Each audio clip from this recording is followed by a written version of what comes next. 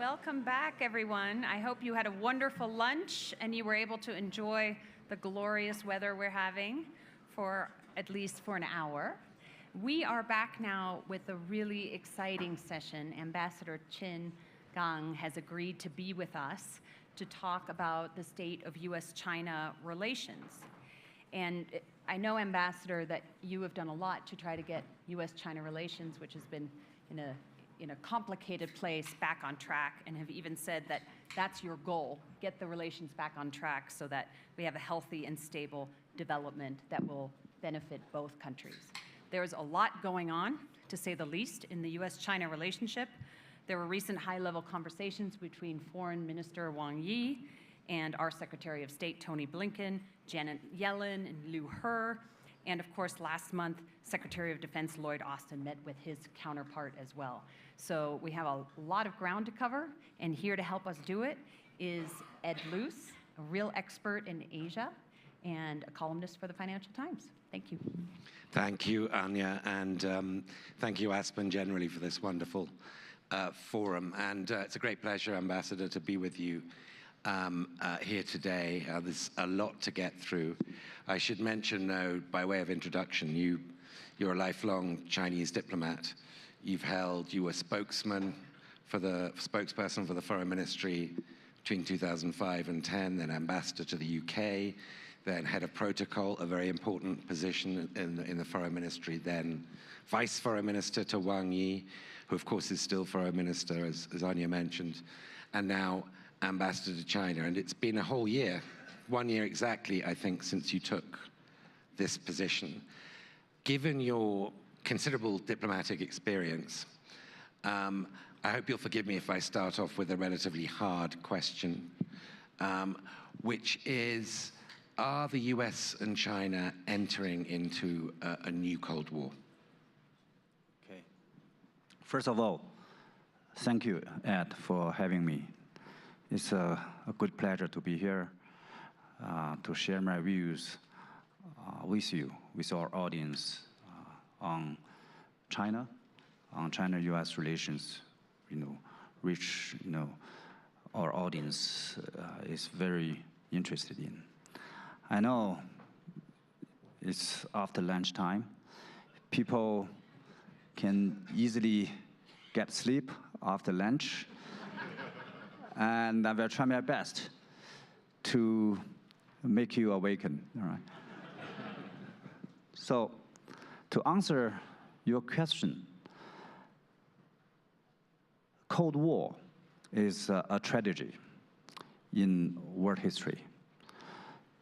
So, when people speak of Cold War, they think about estrangement, division, confrontation, and conflict. So your question itself indicates that people are worrying about history would repeat itself. Why people are worrying about the Cold War is coming back? Because some people have a Cold War mentality. Some people are mistakenly taking China as a former Soviet Union, as a threat. But I want to say that, as a matter of fact, China is not a former Soviet Union. Chinese Communist Party is not former Soviet Communist Party. The Communist Party of China, the CPC, stayed true its founding mission, that is to serve the people wholeheartedly, to put people at the center. It has successfully lifted 800 million people out of poverty over the past 40 years, accounting for 70% of the global poverty reduction. China has been developed into the second largest world economy and the largest trading partners of more than 120 countries, including the United States. China is providing a massive amount of public goods for the world. Internationally, China is a peace-loving country, stay committed to the path of a peaceful development. China is the only country to include peaceful development in its constitution. China has never been engaged with foreign expansion and invasion. China never exports its ideology. On the contrary, China is working hard with other countries to build up a community of shared future for mankind. So by saying so, by giving all these facts, do you believe that China is the former Soviet Union? Chinese Communist Party is the former Communist Party of the Soviet Union? Do you think that China is a threat? So taking China as a threat is just like to pick up a wrong fight.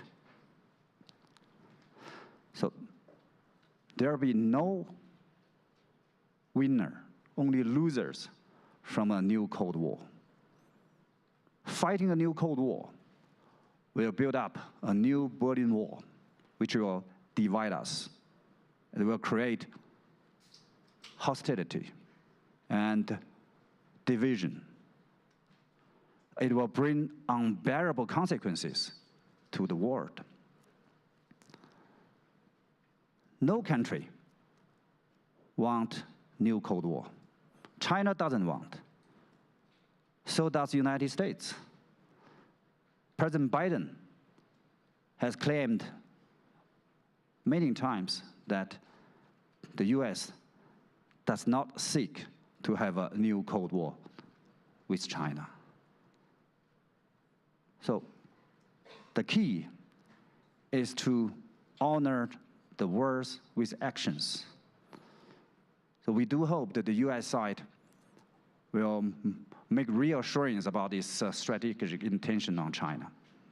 So to get rid of those Cold War elements from its policies. No democracy versus authoritarianism narratives, no geopolitical confrontation, no decoupling, no supply cut, no arms race.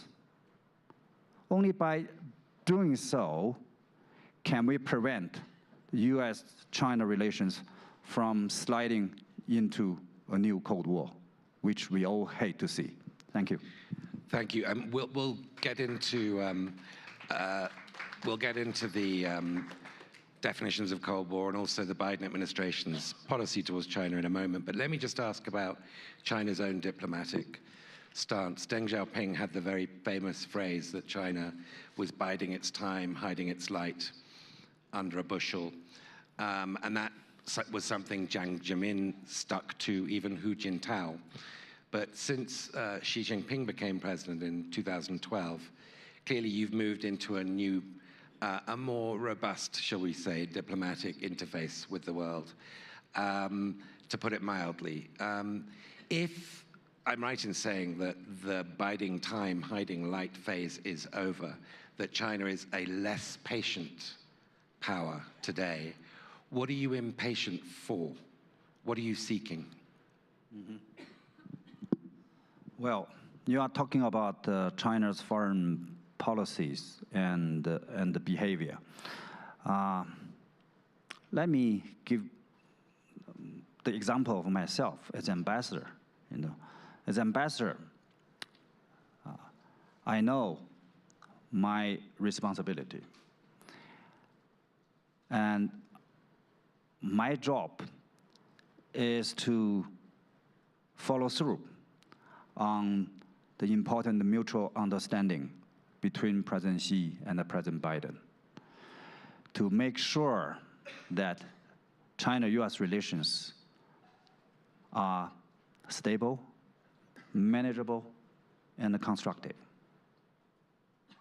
So the ambassador should be a representative, carrying the best of his country. So I and my colleagues would like to be a bridge and a bond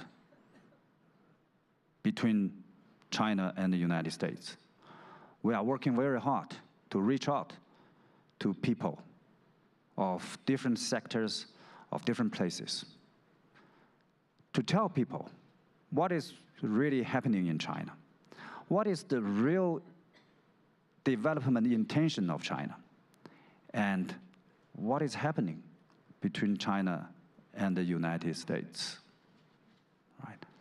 So we want to build trust, respect, and to reduce misunderstanding and miscalculation. We want to listen to different people, different voices, so that we can have a balanced, comprehensive view about the situation, right? As a diplomat, so his job is to protect his country's interests, right? And we have differences, but our differences do not justify misinformation, disinformation, lies, and malicious attacks, right? Facing those words and deeds interfering in China's domestic affairs, damaging China's interests, as a diplomat, we have to stand up to say no. We have to protect our interests. This is a job of every diplomat. I believe that diplomats of other countries would only do the same, right? But doesn't mean that China changed its foreign policy. China changed its posture, right? China has 5,000 years of civilization, right? China's development and rejuvenation are underpinned by a very clear historical logic and strong internal driving force. So China's rejuvenation is irreversible. So in dealing with the outside world, we have enough patience, confidence, wisdom, and capability. Although we know that our road ahead is not a smooth one. But the question is, do some countries in the world have a patience with China's development? That's the question I would like to ask. Okay, just picking up on your point about non-interference in the internal affairs of another country, I assume you were referring to criticisms over Xinjiang and Hong Kong, for example, amongst other things. But it is fair to point out, though, that China is a signatory to the UN Charter and to the Universal Declaration of Human Rights, which implicitly restrain the sovereignty of a government to do what it likes internally. There is a limit there in terms of international law. Isn't it therefore legitimate to criticize what's happened in Hong Kong and what's happening in Xinjiang? The Xinjiang and the Hong Kong related issues fundamentally are not about democracy, human rights, ethnicity, or religion. It is about anti-terrorism, anti-secession. It's about protecting people's lives, safeguarding China's national sovereignty, security, and development interests.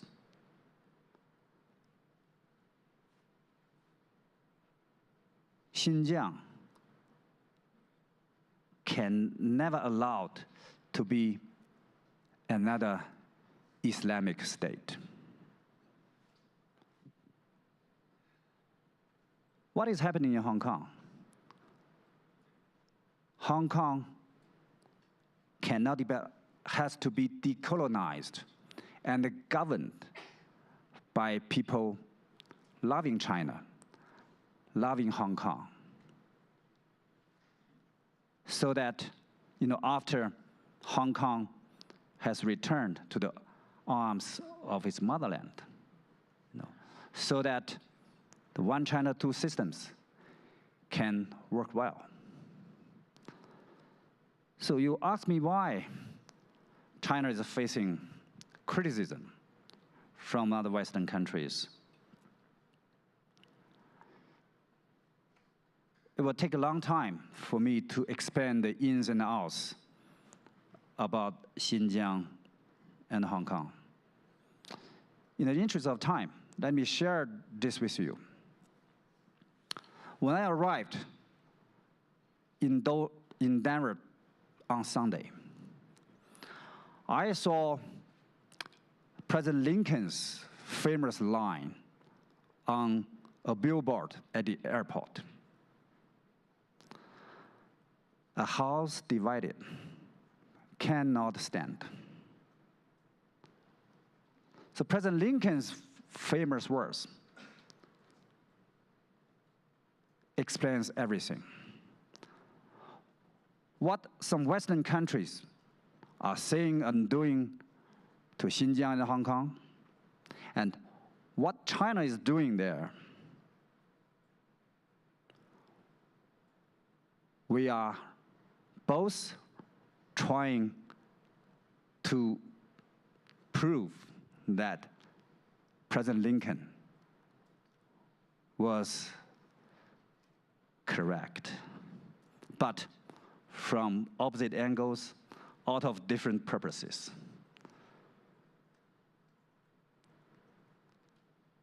One thing, and can reassure you, that the House of China will stand united, firm and strong.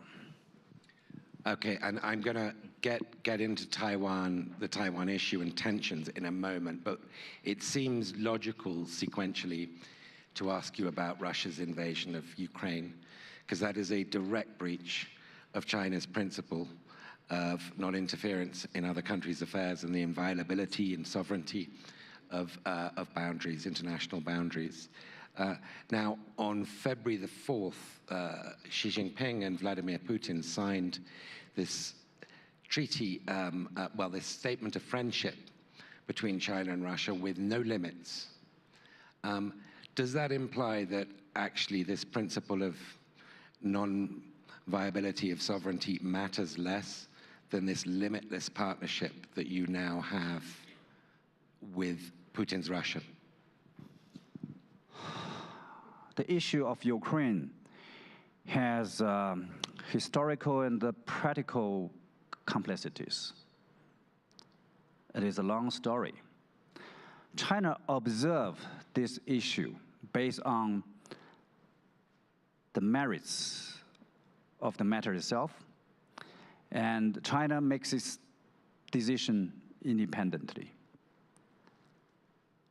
We advocate that national sovereignty and the territorial integrity of all countries must be respected. The purposes and the principles of the United Nations Charter must be upheld. The legitimate security concerns of all countries must be taken seriously, and all efforts conducive to the peaceful settlement must be supported. So China's stance is fair and objective. China doesn't stand alone. This is the similar or same situation as many other developing countries, including India, South Africa, Brazil, and Indonesia. Now, the conflict is still going on. The impact is spilling over, leading to multiple crises. Political, security crisis, energy shortage, food crisis, economic downturn, outflow of refugees. So, what China is calling for is immediate ceasefire, resumption of peace talks. All parties involved should be engaged, including between Russia and the United States and its NATO allies. Sit down, calm down, to find a way out of a dilemma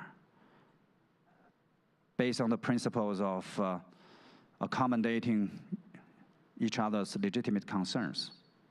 Right? So only by doing so can we achieve peace, and can we restore the security in Europe, which should be stable, should be comprehensive, should be balanced, effective, and sustainable. I'm puzzled that over the past more than 100 days since the crisis, people keep challenging China's principled position on sovereignty and territorial integrity without looking into the root causes for the conflict. Right? Actually, there's a double standard when talking about sovereignty. On Ukraine, people emphasize the principle of sovereignty. But on China, they are doing damage to China's sovereignty and territorial integrity, particularly on Taiwan, on Xinjiang, and on Hong Kong. Right? Chinese companies were wrongly punished in the sanctions. Right? And there are lots of disinformation and lies around. We are not happy with that. And there's misunderstanding of China-Russia relations. You all mentioned the joint statement of February 4th. Let me tell you this. China-Russia relationship is not an alliance. It's not for confrontation. It's not targeting any third party.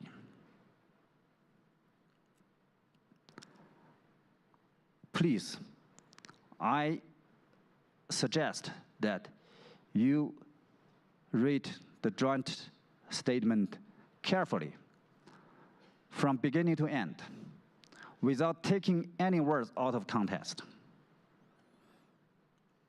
The documents summarizes the common views and the grounds of China and Russia on democracy, security, development, and world order. It shows the two countries' common opposition to Cold War mentality, to geopolitical confrontation. And it shows the two countries' common support for promoting democracy in international relations, for upholding the purposes and principles of the Charter of the United Nations, for practicing true multilateralism.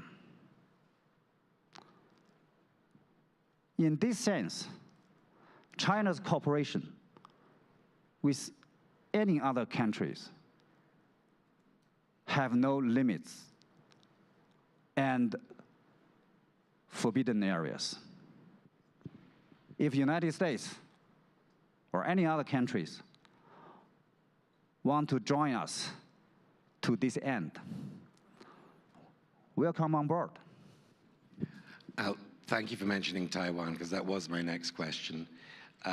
Clearly, there's been a ratcheting up of tensions in the last year or two. There's been more high-level US visits to Taipei. There's been more Chinese military exercises, overflights, etc. And the perception, particularly since February 24th, that actually the next great geopolitical flashpoint is Taiwan. President Biden himself has, on 3 occasions, said the US would come to the aid of Taiwan in the event of China invading. He was then clarified by his staff, or I guess amended, and they said no, there was no change to the Biden administration's official strategic ambiguity over Taiwan. Do you accept that clarification? Well, the question of Taiwan is the most sensitive, important core issue in China-US relations. China loves peace. People on both sides of Taiwan Strait are compatriots. The last thing we wish to do is to fight with our compatriots. So we will try our best in our great sincerity to achieve the peaceful reunification, because we believe that it best serves the interests of people on both sides. We have seen tensions in recent years in the situation across the Taiwan Strait. The root cause is that the one China principle has been undermined. It is under threat, as you mentioned, right? The Tsai Ing-wen authority in Taiwan is advancing its political agenda for Taiwan independence in a discriminatorial way. It borrows the US support. And the United States is hollowing out and blurring up the one China policy. It is substantially uplifting the official links with Taiwan by sending more officials to the island. It is sending sophisticated weapons to Taiwan, and even claims that the US will defend Taiwan militarily. So the one China principle, which is underpinned by the international documents and the 3 China-US joint communiques, is under threat. The one China principle is the political foundation for China-US relations and is a bedrock for the peace and stability across Taiwan Straits as well. So what we need to do, President Biden has said many times that the United States is still committed to the one China policy. The United States does not support Taiwan independence. And the United States does not want to have a conflict with China on Taiwan. So no conflict and no war is the biggest consensus between China and the United States. But we urge the United States to honor its commitments with actions, and to fully implement the One China policy and the stipulations of China-US joint communiques. The reason we don't give up on peaceful means for reunification is not targeting Taiwan people. It is to constrain the Taiwan independent separatist forces, to prevent the foreign interference, to protect the prospect for peaceful reunification. So only by adhering strictly to the One China policy, only by joining hands to constrain and oppose Taiwan independence, can we have a peaceful reunification? Can we have a long-lasting peace and stability across Taiwan Straits? So let's work together to give peace a chance and let peace prevail. If I could just very briefly follow up with the Hong Kong example, one of the reasons people are worried about Hong Kong is because it was seen as the test case for Taiwan, that you could have one country, two systems, with Hong Kong having a separate political system, but within a one China sovereignty. And that now seems to have ended. It's become one system, which implies that the carrot to Taiwan, here's how you can live within China, has been removed, and all that remains is a stick. Do you understand why that might be how people interpret your... Let me clarify what one country, two systems means. One country, two systems was designed for, firstly for Taiwan, but it was first put into practice in Hong Kong. One country, two systems. The relations between one country and the two systems is crystal clear. That is, one country is the precondition for two systems. Right? If there's no one country, where are the two systems, right? But what has happened in Hong Kong over the past 3 years is that some people, they do not want one country. They do not want Hong Kong to be a part of China. They overemphasized the differences, overstressed the two systems. They want the one country to be denied and even changed by the two systems. So how can you tolerate people in Hong Kong advocating that let's return to the colonial rule of the British Empire? Let Hong Kong be a state of the United States. Let Hong Kong to be the outpost to change China. So these wrongdoings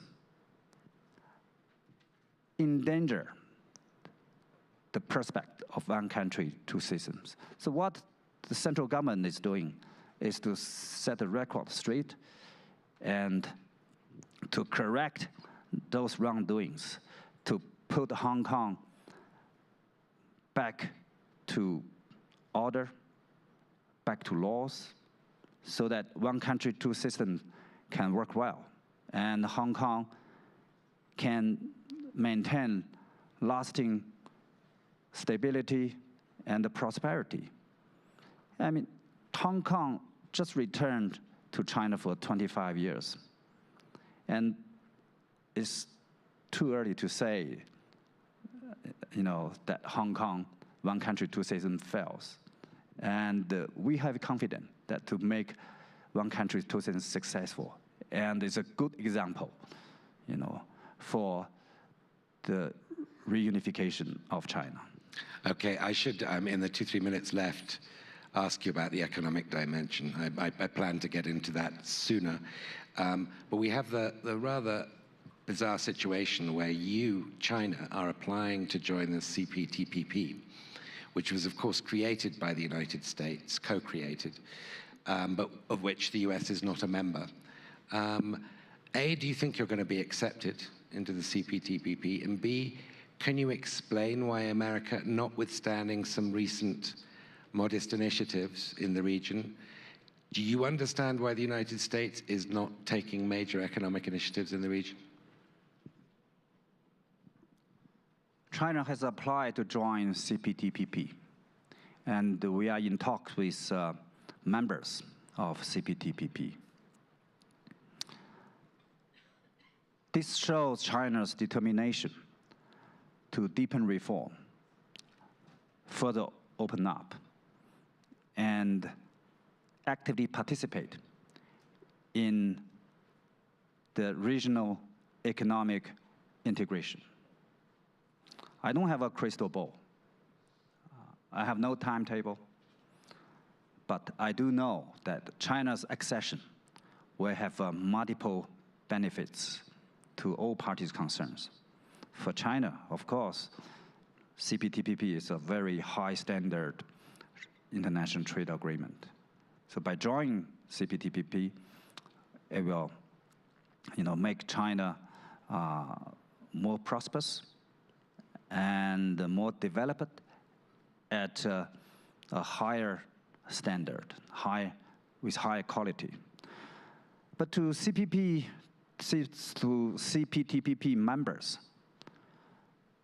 China's accession can make the country more contributing to the areas like market access, tariff reduction, competition, digital rules, so that members of CPTPP can have benefit more dividends of China's development. For the world, if China joins CPTPP, CPTPP will growing remarkably in terms of population, in terms of the GDP combined, and in terms of the trade in total. So it will insert stronger impetus into the regional and the global economy. Okay. And about why America is so sensitive to international trade agreements or international trade negotiations.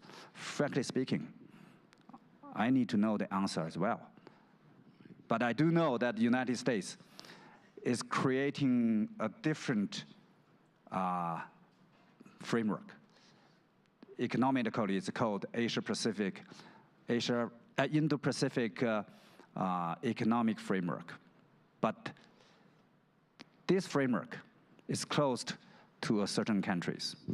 It refuses to talk about the common concerns in the region, such as tariff reduction, market access, and development cooperation. So it's not open, transparent, and inclusive. It's ideological driven, and I'm worried. I'm afraid that it will create division, decoupling, and supply cut in the region, which is not in the interest of this region for, development and for common prosperity. Yeah, a very, very quick final question that I can't resist asking, so a very quick answer too. Do you see any difference between dealing with the Trump and Biden administrations? And is my suspicion that actually you prefer dealing with Trump a correct one? Well, China-U.S. relations haven't been out of the difficulties caused by the previous administration, and is facing mounting challenges today. So, but we have noted that the Biden administration has very serious commitments about China-U.S. relations. The words are positive, and we hope that words can be translated into deeds. The key issue is that, can the U.S. accept the development of China? The country is very different from the United States historically, politically, and culturally. We have differences, but don't forget, we have huge common interests and shared responsibilities, not only for the people of our two countries, but also for the peace, security, and the prosperity of the world. So, who comes first? Which comes first? Differences or commonalities? So, we are at a critical juncture. The China-United, shall we work on a dead alley of zero-sum game, or on a bright path of win-win cooperation?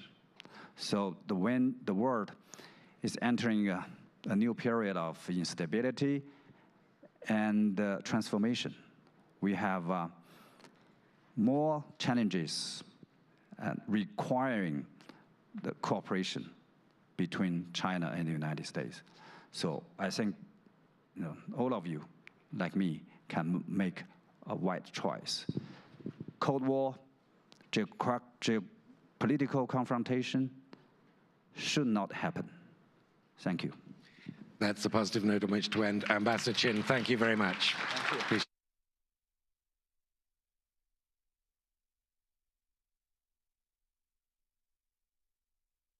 Going to welcome our next panel to the stage. Thank you to Ambassador Qin for his conversation.